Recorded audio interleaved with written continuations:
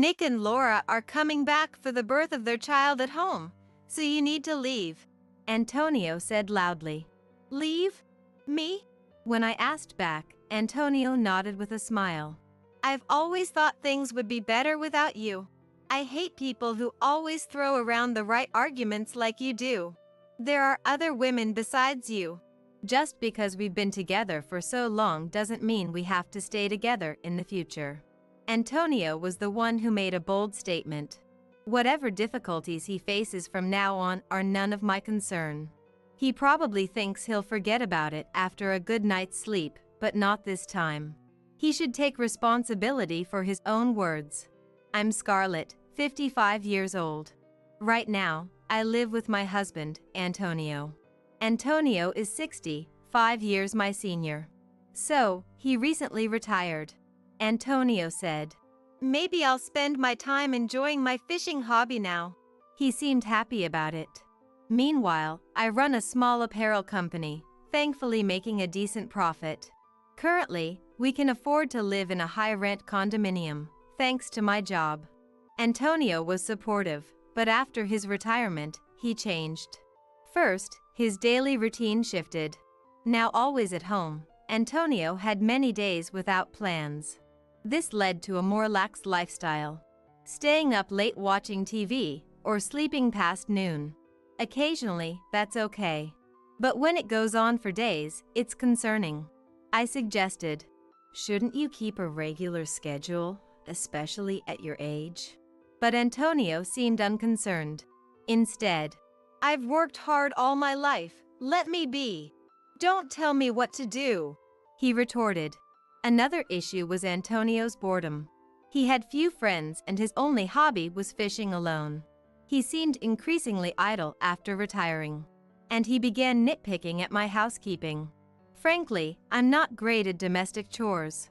Busy with work, I rely heavily on the latest home appliances. A cleaning robot for housekeeping, electric cookers for meals. Antonio didn't like that. "Robots can't clean every nook and cranny. Doing it by hand is more thorough." He insisted on me doing things manually. One evening, he complained about dinner. "Stews need time and attention, not an electric cooker." Even though he never minded before, now he was imposing his preferences. At worst, "Stop being lazy. You're so sloppy," he would say. I'd consider his requests if I had the time. But I'm too busy with work. If he's retired and has time, he should do it. When I pointed this out, "Just because you work doesn't mean you can act superior," he snapped. I couldn't help but understand why some people divorce later in life. Yet, I endured, considering how hard we had worked together. But things escalated due to a particular event. Our son's wife's pregnancy. Our only son, Nick. His wife, Laura, announced her pregnancy. Actually, Nick isn't my biological son. He's Antonio's from a previous marriage. We remarried when Nick was 10. Antonio was ecstatic about the pregnancy announcement. "Our first grandchild! Our first grandchild!" "Yes, it's exciting," I replied, happy too, but Antonio's joy was beyond normal. I think he was experiencing grandparent fever. That's why things turned out this way. Laura, raised by a single mother. I'd like to go back there to give birth. Probably because he said so. Laura grew up in a single-parent household. So this time, "My mom is too busy with work," she explained. So Antonio, eager as ever, said, "We need to welcome the baby in the best possible way." And he began preparations. That's fine, but he strangely imposed it all on me. "This crib, every kind of milk, just in case. Oh, and a lot of diapers." He just barked orders. I was already swamped with work and chores. Even when I made time to prepare, it was never right. "No, not like that," he'd complain. "No, no, you're saying it's not this. Please, enough. I understand you're excited, but do it yourself. Stop relying on me for everything." He seemed shocked to be challenged. Standing frozen. "Our first grandchild, and you act so detached. Right, you're not biologically related to Nick. You don't care about him. That's not true. Don't say such awful things. You're overdoing it. If Laura knew how much you're doing, she might not want to come here. This place doesn't feel relaxing. Antonio tried to respond, but couldn't find the right words. Frustrated, he clenched his teeth and retreated to his room. Damn it! I didn't mean to go that far. His fanaticism had driven me to stubbornness. And being spoken to like that about Nick hurt me too. I want Nick and Laura to relax here. That's why I had to stop Antonio's excesses. Later, I thought about making amends, but Antonio didn't come out of his room. Reluctantly, I looked through the door. I'm sorry about yesterday. I'm going, I said and went to work. That day, I faced numerous work troubles and got home quite late. Dinner was going to be delayed. What should I make? As I thought this on my way home, I found Antonio already sitting at the dining table, waiting. I'm home. Sorry I'm late. I'll make dinner as quickly as I can. There was no reply from Antonio. I moved around busily. Antonio just sat there, staring, as if pressuring me. If he's home anyway, he could have made dinner. Or at least, he didn't need to rush me like this. Finally, I managed to make crispy fish sandwiches and serve them. Sorry for the wait. Let's eat. Antonio immediately started eating his sandwich in silence. Were you that hungry? I sat down and began eating my sandwich. Before I was even halfway through, Antonio had finished eating. He sat up straight and looked at me. What? I asked. Antonio spoke in a low voice. You're all about work, neglecting the housework. What? His unexpected words nearly made me drop my sandwich. What are you talking about? I'm not neglecting anything. Don't act like it's nothing. Like today, just sandwiches? No salad or soup. That's unacceptable. True, I usually serve salad and soup. But today wasn't about being lazy. I hurried because Antonio seemed so eager to eat. I explained, but Antonio wasn't convinced. It's not just that. You always negate everything I say or do. You must think you're better because you're working and I'm retired. That's not how I think at all. Despite my repeated denials, Antonio remained unconvinced. I was getting tired of this pointless argument. Let's stop this. We'll be welcoming Nick and his wife soon. I don't want to greet them with this unpleasant atmosphere. At this, Antonio sneered sarcastically. Ah, right. I've been thinking the same. So, I've found a good solution. A good solution? Puzzled, I tilted my head. Antonio declared loudly. Nick and Laura are coming back for the birth, so you should leave. What? I couldn't believe he was serious. Leave? Me? When I asked again, Antonio nodded with a smile. If you weren't here, things would go smoothly. I've always thought so. I hate people like you who always argue with logic. There are plenty of other women. I was shocked. After decades of marriage, to hear such words. Antonio, carried away, continued to vent his grievances. You lack respect for me, your husband. Always complaining, never just listening. Complaining? I respect your requests as much as I can. It's you who makes unreasonable demands. Shut up. I hate your bossy tone. Just leave. I don't even want to see your face. Antonio slammed the table. It was futile to say more. I said, understood, and returned to my room. The next morning, I called a moving company immediately. After being treated like that, I wasn't going to stay. Fortunately, it wasn't moving season, and I easily scheduled an estimate. I hoped to finish everything while Antonio was out. But he was almost always home. I was worried, but then it seemed like fate intervened. I'm going out tomorrow for a bit. Antonio is the type to forget things overnight. So he spoke to me quite normally. Apparently, Antonio was invited by his fishing buddies and was going for an overnight fishing trip. This was my chance. There was a slightly awkward atmosphere. Maybe even Antonio felt that what he said yesterday was too much. Still, there was no apology from him.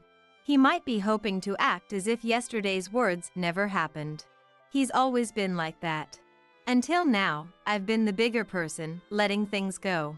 But I couldn't just ignore what he said this time. The moving estimate came quickly. I planned to take all the furniture and appliances, but there was less than I thought. The problem was finding a place to move to. But that was easily solved. Someone I knew through work offered to lend me a place. A brand new one, no less. "Are you sure?" I asked again, and they said, "Scarlett, you've been so helpful." So I accepted the offer. I immediately went to see the property. It was more than sufficient, with no issues. I moved everything out while Antonio was away. His harsh words left me without regrets. Perhaps deep down, I had grown tired of life with Antonio. The night after I moved, Antonio called. Here it comes, I thought, and answered the phone. "Hello?" "Hey, Scarlett. What's going on?"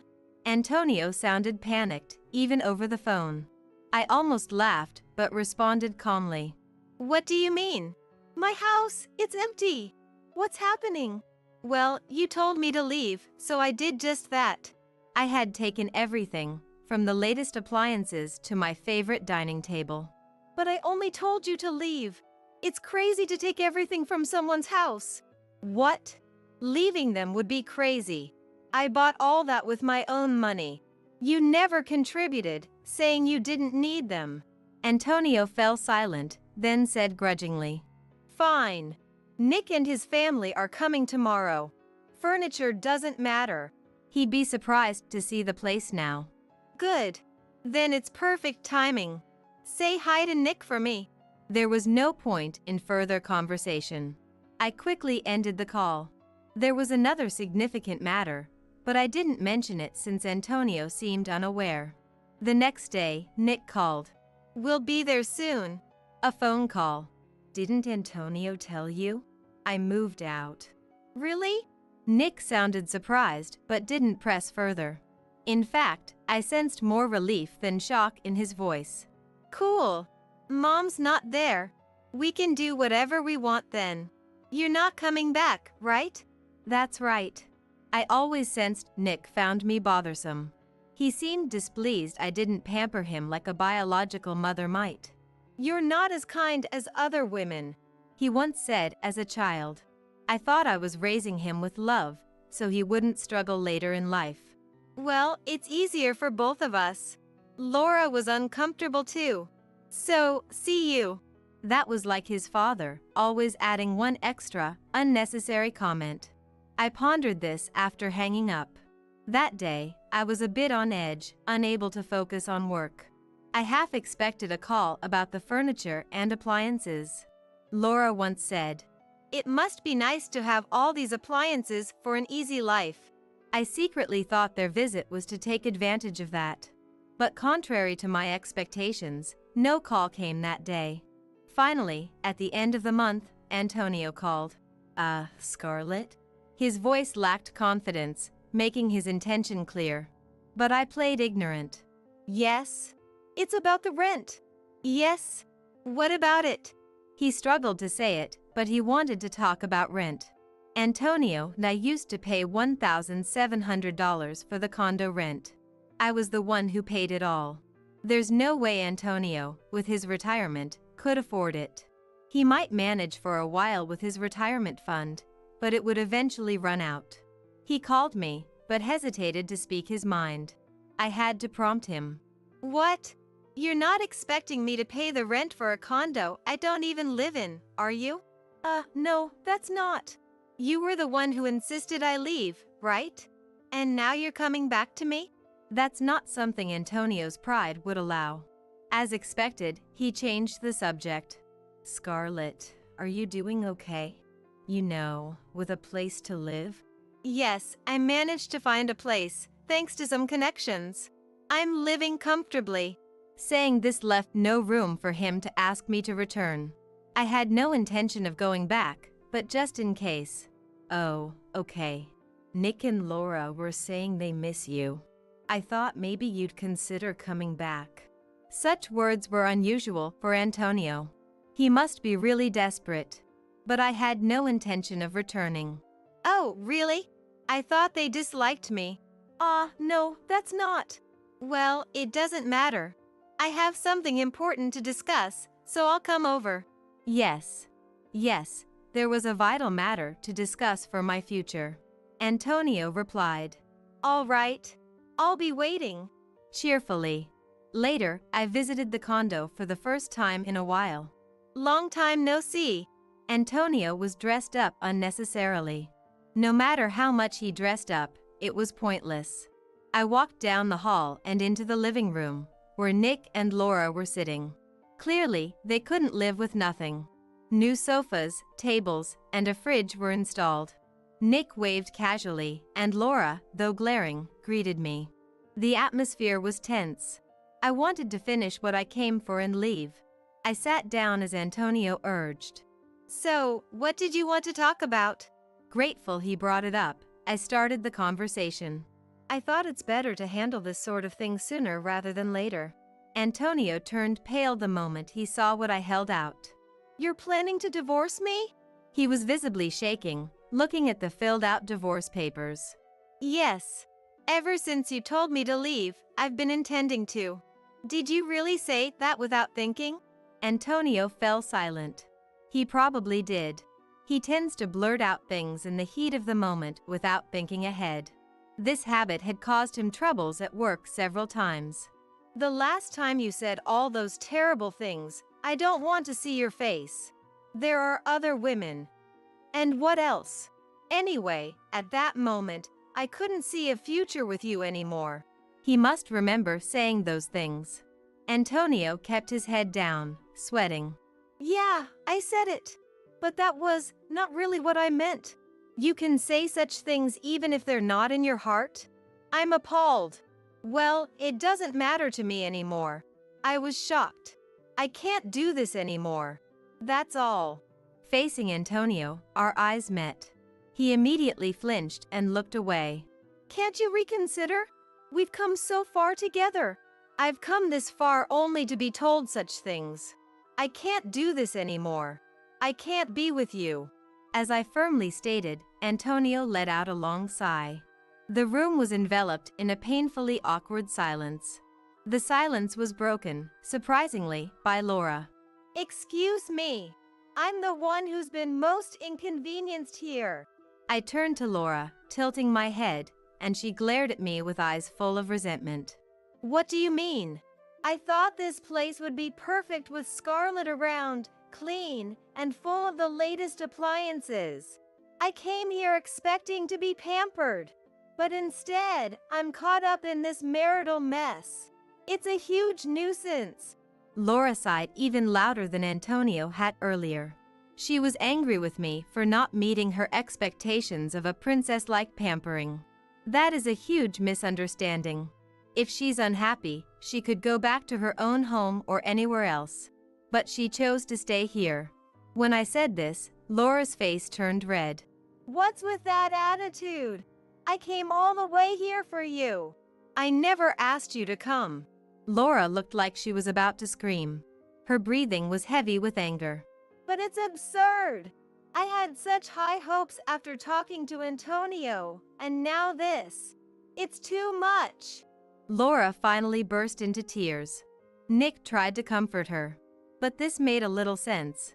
This explained Antonio's excessive grandparent fever. It was driven by Laura's expectations. Antonio, flattered and relied upon, must have gotten carried away. But it doesn't change anything. Laura was inconsolable, and Antonio remained frozen, sweating. There was no point in staying. There's no use staying here. I'll leave. We can settle the divorce through lawyers. As I stood up, this time Nick shouted, You're running away! Shaking off your responsibilities and causing trouble. I was stunned by the absurdity. It's also good to have a grudge. approaching Nick, who was sitting close to Laura. I found myself naturally looking down at him. What's wrong? How old do you think you are now? Huh? I'm 35 years old. I took a deep breath and glared at him. So what responsibility do you think I have? Taking care of a 35-year-old son and his wife, or a 60-year-old husband? Nick was speechless, eyes wide. I couldn't hold back any longer. You're all adults. Enough is enough. Who's causing trouble? Using my efforts as a stepping stone while expecting me to always smile and comply. Calm down, Mom. Don't act like a child now. I shouted so much I was out of breath. I took a moment to breathe deeply. At least. Nick, I always cared about you, raised you as my own. But maybe I failed to convey that. Nick started to say something but fell silent. I grabbed my things and quickly left the room. No one followed me. Later, Antonio agreed to the divorce easily. No alimony. He mentioned moving out since he couldn't afford the condo. Antonio had never done housework before. Living alone would be hard for him. The letter passed through the lawyer, written in Antonio's familiar handwriting. Thank you for everything. Simply said. He tried to reconcile, but I firmly refused, and he seemed depressed. Nick and Laura decided to go back to Laura's family home. Laura complained, but Nick persuaded her. After the divorce, Nick called once. I'm sorry for everything. I'll try to be a parent like you, he said shyly.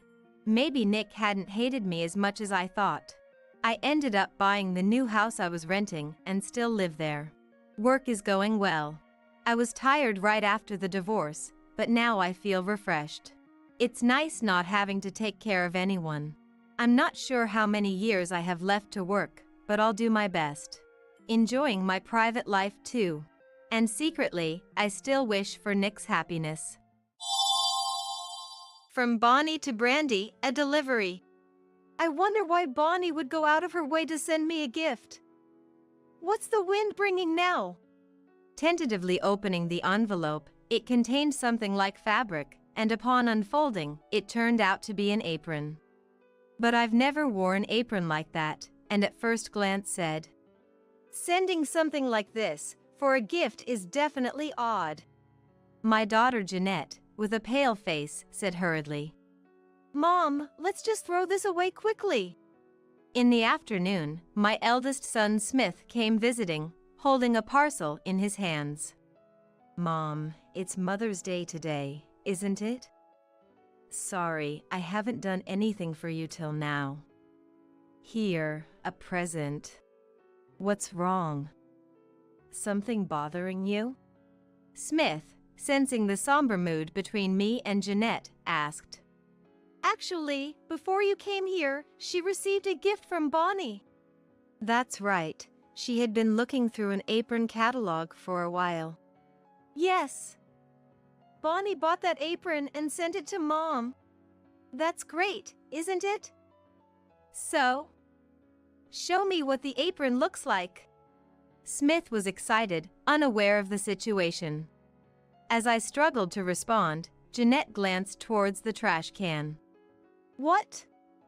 What's in the trash can? Seeing inside the trash can, Smith's demeanor changed. What is this? Bonnie took the trouble to pick this out. Apologize to Bonnie.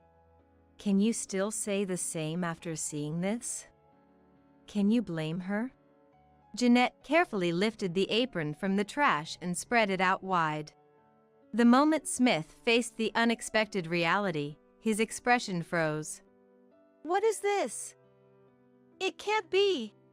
My name is Brandy, 56 years old. A very ordinary housewife blessed with 2 children, but soon after my eldest son entered middle school, his father passed away due to illness.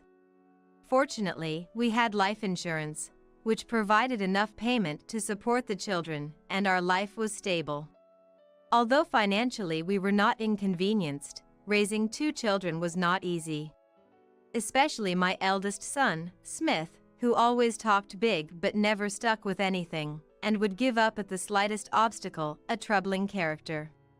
In high school, after hearing in a special class about how becoming a civil servant meant a secure life, Smith came home and declared, "I'll become a civil servant." But upon realizing his academic performance and the reality of the highly difficult civil service exam, his spirit broke. "I never really thought you could become a civil servant." I laughed it off, but Smith never mentioned his goals again. "Well, just study adequately, get into a university with a name, and join a company with a stable salary." His big dreams gradually turned into smaller goals, and eventually, he managed to get a sales job at a small company. "Living a stable life isn't so bad." I quietly continued to watch over Smith. Meanwhile, Jeanette, my younger daughter, was always a good student, excelling in her studies and always at the top of her class. A well-behaved child who took the initiative to do everything from cleaning, laundry, cooking, to washing dishes, she was easy to raise. Jeanette, who always achieved her stated goals, declared during high school career counseling, "I want to work at a major cosmetics manufacturer." Following that, she self-studied everything from cosmetics knowledge to business manners and successfully landed a job at her dream cosmetics manufacturer. With both children moving out for their jobs, I now live alone. Not hearing the children's lively laughter or their arguments suddenly made me feel lonely. The only joy in my life now is the occasional phone calls from my children. One day, Smith called, sounding quite formal. "Actually, there's a woman I'd like to introduce to you, Mom," he said, sounding confused. When someone mentions introducing a woman, even the least perceptive person can guess it's a fiancé. Thinking about it, Smith is in his mid-20s.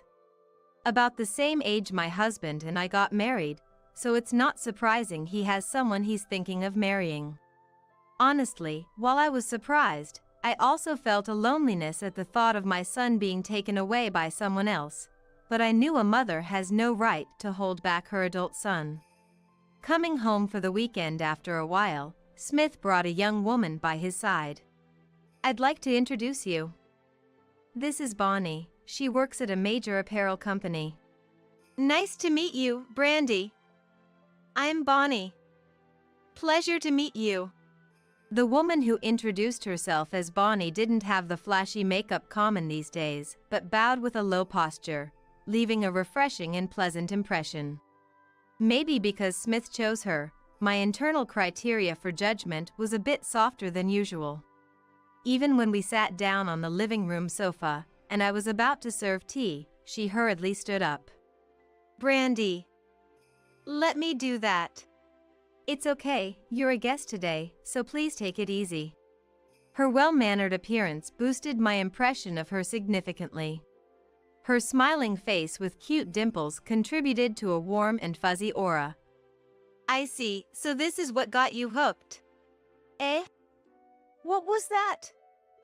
"Mom, did you say something?" "No, I didn't say anything at all." I laughed it off.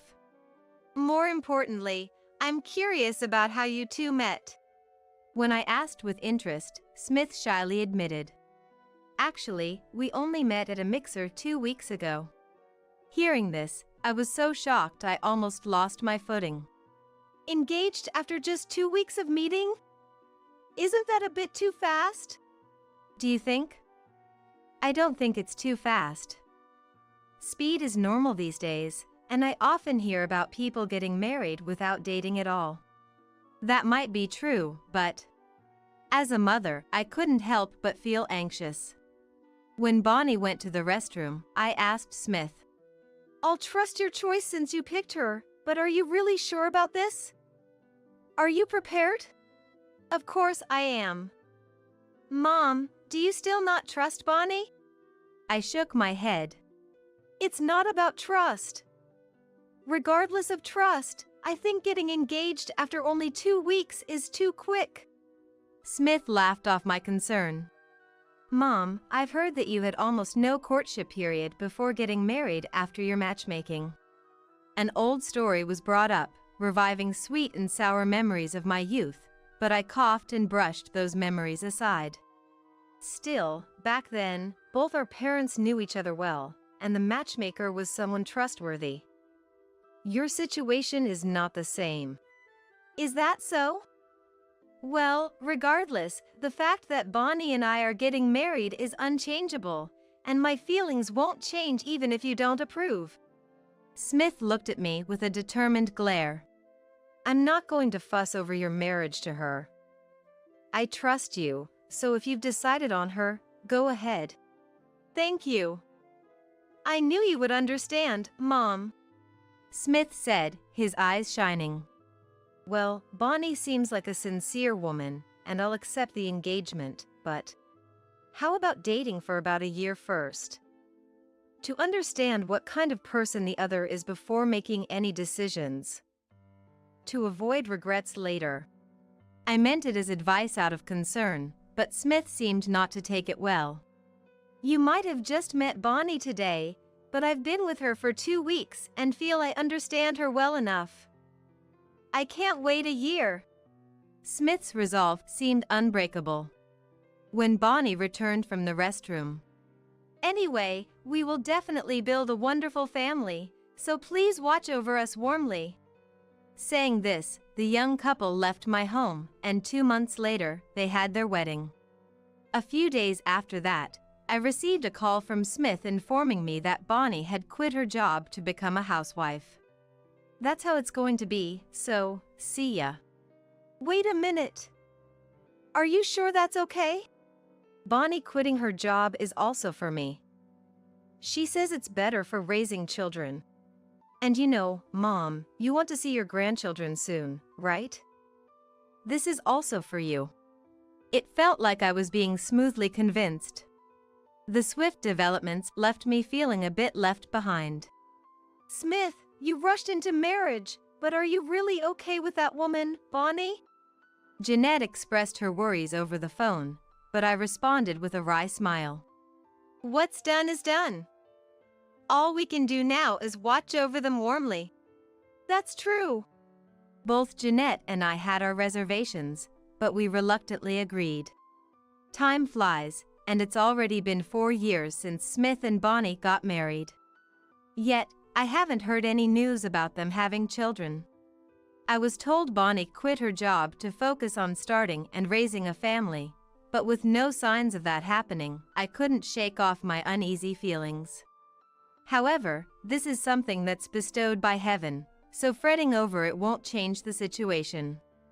Thinking it would only add psychological pressure on them, I consciously avoided bringing up the topic of children in front of Smith and Bonnie. Smith and Bonnie would visit during their substantial holidays, but beyond that, we hardly had any interaction. Still, I had no particular complaints as Bonnie always played the role of a good daughter-in-law in front of me. She seemed to manage household chores quite well, and there was nothing for me to nag about. However, at a family gathering, I heard some unsettling rumors about Bonnie. I went to greet Smith at his home the other day, and it seemed like they were living in quite strange circumstances. Really? I haven't heard anything like that. It was unexpected news to me. I had never heard from Smith himself about any troubles at work. But it's entirely possible he chose not to talk about the real situation to avoid worrying anyone, thinking it would be cruel to pry. I leave Smith to manage his own affairs, so I don't think I should interfere. But then, making sure no one else was around, a relative whispered. The problem isn't Smith, it's his wife, Bonnie. She's apparently addicted to online shopping, spending most of the income Smith earns. No way! I instantly dismissed the relative's claim. I had only met Bonnie a few times, but she seemed serious and responsible, not the type to indulge in luxury to the point of bankruptcy. It's not just me. Other relatives and acquaintances have all said the same. They don't trust her. The relative's earnest expression made the shadow of worry in my mind grow. When I later mentioned it to Jeanette, she wasn't surprised at all. I didn't want to worry you unnecessarily, Mom, but I've heard those rumors too. Suddenly feeling dizzy, I lost my balance. Hey, are you okay, Mom? Thank goodness Jeanette was there, but my heart sank into darkness. Anyway, I don't trust that woman, Bonnie. We need to have a serious talk with her soon. I stopped Jeanette. Could you leave this to me? I'll talk to Bonnie directly and find out what's really going on. Do you want me to come with you? Jeanette looked worriedly at me. I'm fine. Despite appearances, I've successfully raised 2 children on my own. That's true, but I'm still worried. What if that woman, Bonnie, says something hurtful to you? Indeed, my distrust towards Bonnie was growing. But Jeanette's kind words inspired me, giving me a sense of courage. If Bonnie says or does something awful, you'll let me know right away, okay? Later, I stepped into the apartment where Smith and Bonnie lived for the first time. I had suggested visiting several times before, but each time Smith would say, I'm busy with work, and Bonnie thinks it would be awkward to be alone with you. Given such responses, I hesitated to visit. As a mother, I was naturally concerned about whether my son was truly happy. But this time was different. Regardless of what Smith said, I had to verify Bonnie's true character for myself. When I rang the doorbell, Bonnie answered with a surprised look. What's the matter? Brandy, if you were coming, you should have told me in advance. She said in a fluster, but properly prepared slippers and led me to the living room. Watching her serve coffee to a guest, as a housewife made me momentarily forget the rumors about her splurging on shopping. Smith is at work right now. I know. I came to talk to you today. A look of caution appeared on Bonnie's face. I was sure she knew what this was about. I've heard from others that you're addicted to online shopping. Then Bonnie, obviously irritated, TCH, made a strange noise, audible to me. So what? It's my money. I can spend it however I want, can't I? She defiantly stated. This was her true nature. I felt a fear as if my heart was being squeezed. So, is it true? Are you really living beyond your means and struggling? Bonnie sighed deeply. This is our issue. It's not something for you to worry about, so please leave. She stood up, frowning, and tried to usher me out. But I couldn't just back down and leave quietly. You said it's your money, but isn't Smith the only breadwinner now? You've quit your job, so can you really say that? Bonnie, with her long black hair, frantically ran her hands through it. It's all for having and raising children. I'm trying to give you a grandchild. That's why I decided not to work. But it's not going as planned, so of course, I get stressed every day. What's wrong with a little shopping? Do you, an outsider, have the right to stop me? She laid out a one-sided and selfish argument. That's a different matter. I tried to counter calmly, but even that seemed to annoy Bonnie. How dare you meddle in our private life? Get out! She almost threw something at me, spitting words with fierce anger, leaving me no choice but to flee. It appeared Bonnie disliked anyone interfering in her affairs to an extreme degree. Convinced of this, I decided to reconsider my approach to Bonnie in the future. The second Sunday of May arrived. This day is Mother's Day, a special day when children across the country express their appreciation and thanks to their mothers. Every year around this time, I feel restless and uneasy.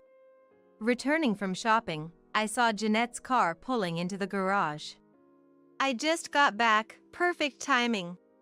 Jeanette got out of the car and from the back seat, she took out a bright red carnation bouquet. Thank you for everything, Mom. Please stay healthy and live a long life. Hey, I'm still in my 50s.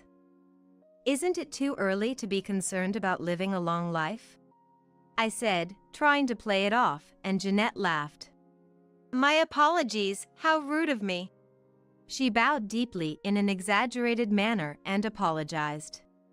Did you keep tonight free? I've booked us a reservation at a new restaurant. Thank you. I'm always causing you trouble. It was a given that she would take me out for dinner each year, so I had already cleared my schedule in anticipation. I usually avoid luxury, but I allow myself to indulge in my daughter's kindness on this day. Then, a delivery truck turned into our narrow residential street. Considering it was Mother's Day, I figured the delivery service must be busy, but then the truck stopped in front of our house. It looks like it's for me. Who could it be from? I tried to think of anyone besides Jeanette who might send me a gift, but couldn't come up with anyone. The driver took a package wrapped in an envelope from the truck and approached us. After confirming our names and address, he said, "This is a delivery from Bonnie to Brandy." Jeanette and I looked at each other in surprise.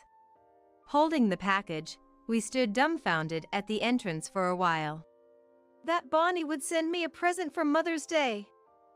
What kind of turn of events is this? As we watched with caution, Jeanette also seemed suspicious. Be careful, Mom. There must be some catch to this, it's scary. She frowned deeply. Tentatively opening the envelope, it contained something like fabric, which unfolded to be an apron. However, I never actually wore the apron. The moment I saw it, I remarked, "Sending something like this, that woman must be out of her mind." Jeanette, with a pale face, said, "What is she thinking? Just throw it away quickly." Even though it was sent by my son's wife, I felt no guilt about discarding it. In fact, neither Jeanette nor I could think of any option other than throwing it away. In the afternoon, Smith came by, holding a parcel. "Mom, it's Mother's Day today. I haven't done much for you until now, sorry. Here, a present." Before Smith could hand me the parcel, Jeanette snatched it from him. "Let me see it first. I'll check what's inside." "What are you doing?" "It's an expensive watch I bought from Tiffany's. Handle it with care." Smith was indignant at Jeanette's rough handling of the parcel. Jeanette opened the box and checked inside, but nothing seemed amiss.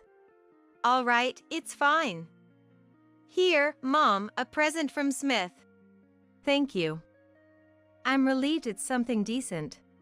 "What's with that reaction? I thought you'd be happier." Smith was noticeably angry and disappointed, expecting a more joyful response. "It's just that we were suspicious because you rarely bring gifts."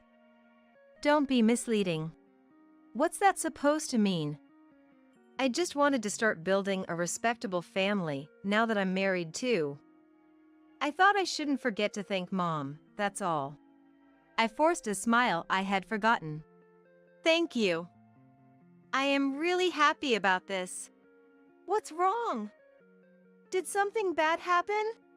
Smith sensed the somber mood between me and Jeanette and asked, "Actually, before you came here, we received a present from Bonnie too." I hesitated to finish my sentence. "Eh? I didn't hear anything about that. Now that you mention it, she was looking at an apron catalog." "Yes. Bonnie bought that apron and sent it to Mom." "That's great, then. She cares about you too. So, what does the apron look like? Show me."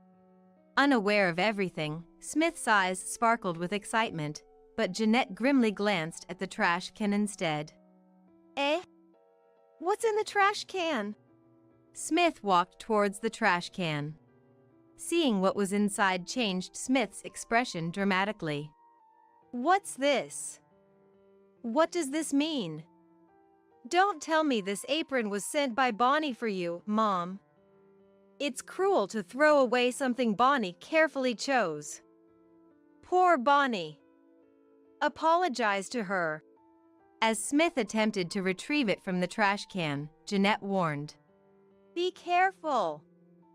Smith, don't hurt yourself.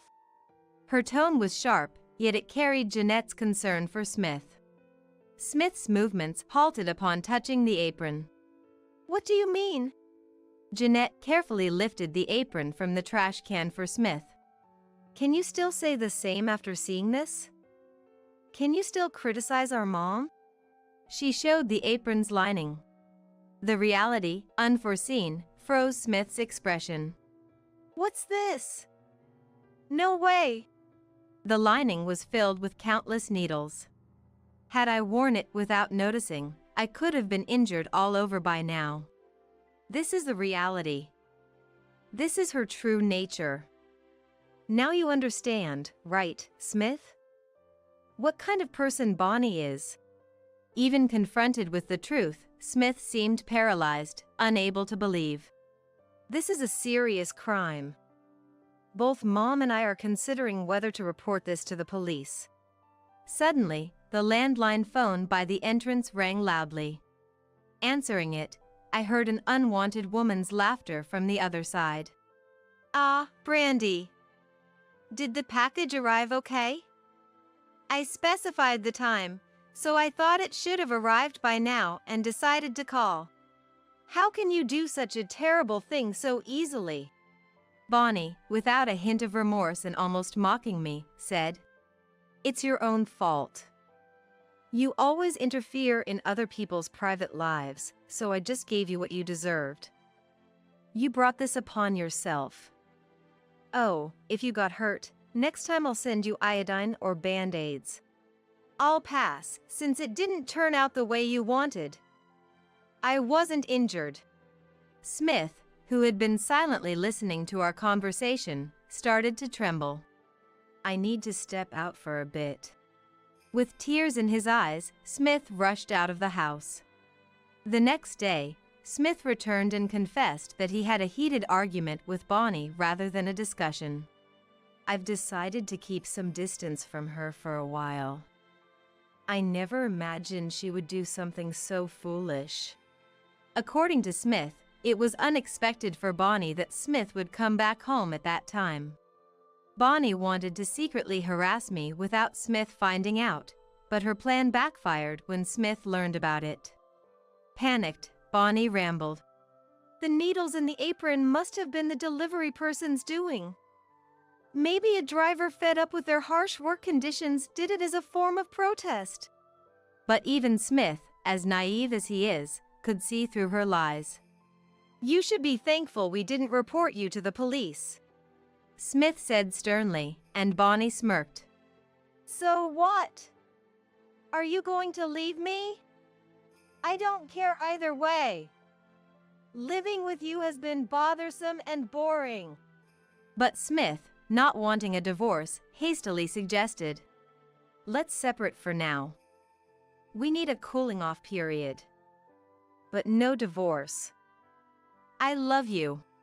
Why separation? Normally, this would lead to a divorce. Hearing Smith's story, Jeanette raised her voice in panic. Why settle for just a separation after everything Mom's been through? I'm thoroughly disappointed in you, Smith. Jeanette sighed in frustration. I then asked Smith a question that had been bothering me since he announced his marriage. Why did you decide to marry her in the first place? Smith squirmed uncomfortably. Well, that's something I can't really say to others. But Jeanette, disappointed in Smith, pressed on. Speak up. It's just, we were compatible at night. Both Jeanette and I couldn't help but sigh deeply. Smith, who had never been popular with women since his student days, lacked immunity to love as an adult. It wouldn't have taken Bonnie much time to ensnare him. Apparently, Bonnie was quite skilled in bed. But now, that hardly mattered. So, what will you two do now? Divorce or not? Without hesitation, Smith said. No divorce. I plan to mend things with Bonnie once the dust settles.